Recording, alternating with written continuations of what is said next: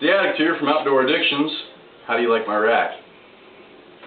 Never mind. I wonder if deer are always like, I can't be friends with that buck because his rack's bigger than mine.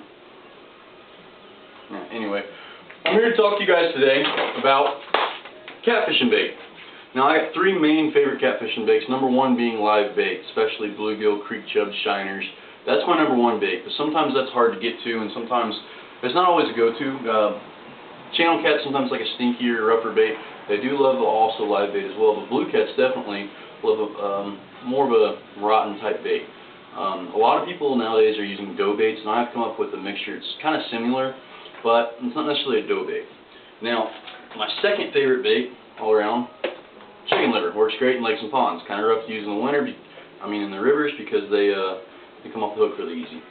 And believe it or not, my third favorite bait for catfish, Kit Caboodle cat food.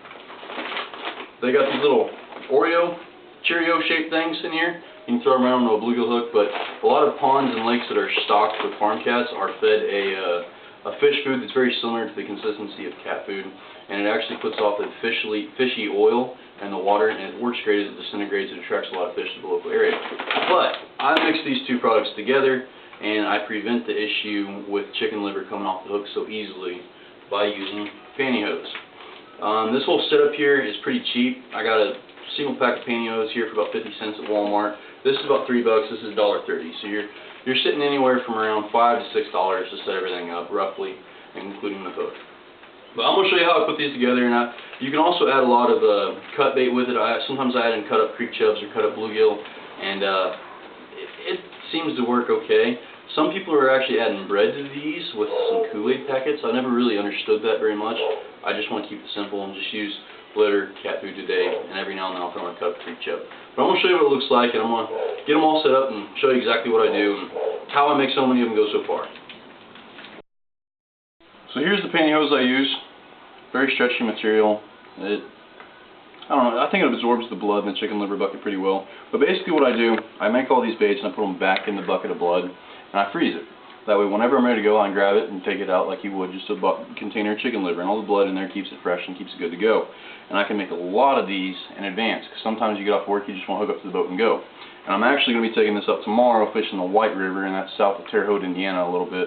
I'm going to show you what kind of results I get from them. The water's up a little bit, with weather permitting I'll go. Anyway, so basically, you fold the pantyhose all the way out, and you take a little bit of cat food, you throw it down in there. You don't want too much because you don't want a huge bait, because I like catching the little ones too. So I just got about 8 to 9 pieces of cat food in there. Uh-oh, that's a big liver. Just a normal average size piece of liver. You might have to cut up a few of them. Throw it in there, add a couple more pieces of cat food. You fold it all the way out. This part's pretty simple. You just tie it.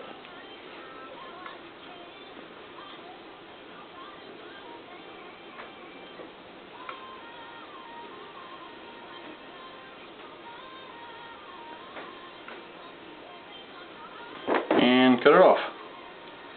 Now someone might say that's a waste of pantyhose, and at first that's all I was doing per pantyhose, and then I thought to myself, hey, genius, just tie another knot at the bottom, and you're good to go again. Go ahead and trim that off the bottom. Now, this is pretty simple. A lot of people, I used to use this with just chicken liver to keep it on the hook better. You just run the hook through there, and it's going to stay on the hook very well. As you can see, the juices are going right through the pantyhose, so it's going to get off the same scent as normal. And when I'm done, all the liver's gone, I'm just going to throw them back in the tub. But for now, I'm going to put that one there. I'm going to make one more for you. But before I do, I want to explain what I was talking about with the cat food. You can see it's got a little hole in it, if it'll focus. That one's got a little hole in it. I used to just thread those onto a bluegill size hook that was a strong hook. And believe it or not, I caught a lot of huge catfish on it. I used to use them in tournaments quite a bit. But since I started doing this this idea, I haven't strayed away from it yet. So this time we're going to throw just a piece of chicken liver in there. Oh, that's a big one. See if I can't cut it. There we go. Nope, I missed it. Sometimes you ever feel like you need 6 hands. This is one of those moments. Alright, so there's the chicken liver, a little bit of cat food. Now see, A lot of the cat food actually dissolves while it's sitting in a bucket of blood, and that's not necessarily a bad thing because it coats this pantyhose material in that fish oil that it puts off, and it does the same principle. Basically, the only thing you're wanting from the cat food is the oil that it puts off as it disintegrates. And you can even see it if you throw a few pieces in the water, or even maybe in your sink full of water, you're going to see an oily film on the top of the water, just like you would when you spill some oil on the water.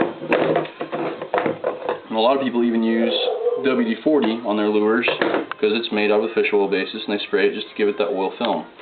So I got lure up here, excuse me, cat food on the bottom, and I'm just going to go ahead and fast forward through all the rest of making them, but I'm going to go ahead and make about 30 of them and talk to you here in a minute.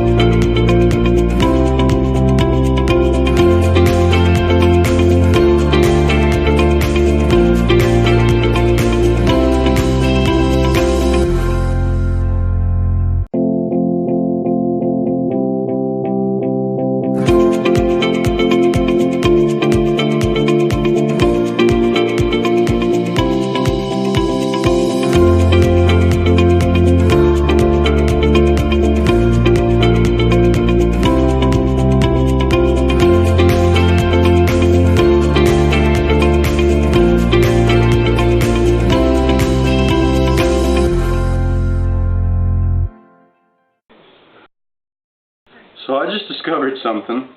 You ever had a cut in your finger and you put some Germ-X on it, it burns like crazy? Well, apparently chicken blood does the same thing, except way worse. I had this little sore spot on my finger from pulling the boat motor string that when I broke down a while back. And I tell you what, that is a great feeling in my finger. So if you get any cuts on your hand, either suck it up, unlike me, or throw a plastic glove on your hand like a wussy and do it that way. But I'm down to about that much the first pantyhose, so I'm going to go ahead and toss that. I ain't going to mess with it. But I'm going to try another pantyhose, brown one, same principle, just brown.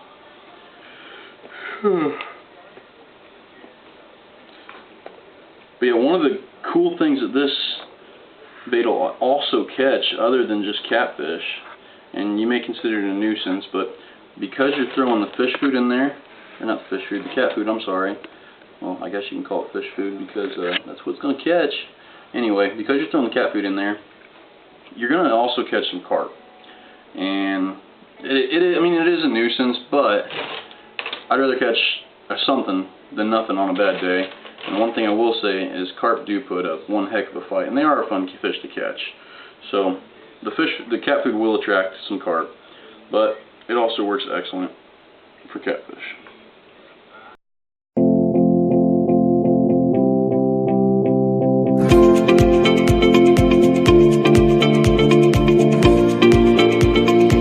One more benefit of making these baits, I'm disgusting. And I'd rather be disgusting now when I have access to a sink than sitting on the boat with a family full of kids. You gotta lean over and get your hands wet, or on the bank where it's hard to access the water, or on a bridge or something. So you got the baits pre-made. Basically all you can do is take your hook one up, you're good to go.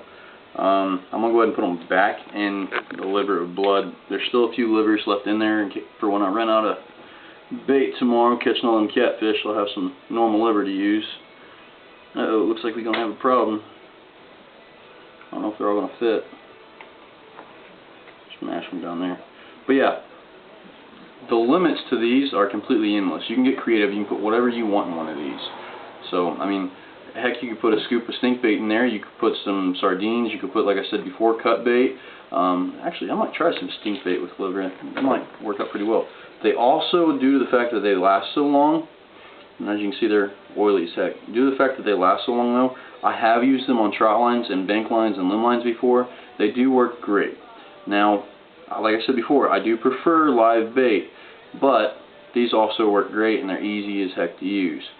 One of the other things you're going to notice when you freeze this, a lot of the cat food is actually going to go ahead and dissolve, and it's going to create like a doughy, milky film around all these, and it's going to be pretty nasty, but that oil is going to attract a lot of fish when it goes in the water, so it's a sacrifice I'm willing to make.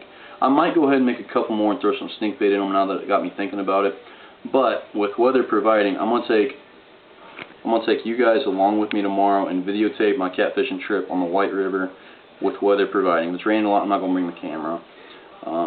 But I'll show you the results nonetheless, and I might even do a video on cleaning some catfish, even though I'm sure most of you that are watching this video already know perfectly how, and you may even be better than me. So I'm going to go ahead and throw those in there. I'm going to sprinkle the rest of my cat food up here on the bucket of liver. And due to the fact that they're all already tied up, I'm just going to smash it down and put the lid back on and throw it in the freezer and wait till morning. But you can prepare all your bait. It took us, what, 10 minutes to do all this, and tomorrow we'll be ready to go and get in the boat and go, versus having to do it on the bank and get all nasty and have to deal with cut bait and stuff. It's just one less thing you got to mess with. But I'm going to go ahead and throw this in the bank. I'm going to clean up in the freezer. I'm going to go ahead and clean up all this, and I'm going to go inside and create another video later tonight about homemade fishing lures. But go ahead and give this a like and a subscribe, and then you'll see my next video of the homemade fishing lures coming up here in about a week or so. But thank you for watching, and as always, be safe.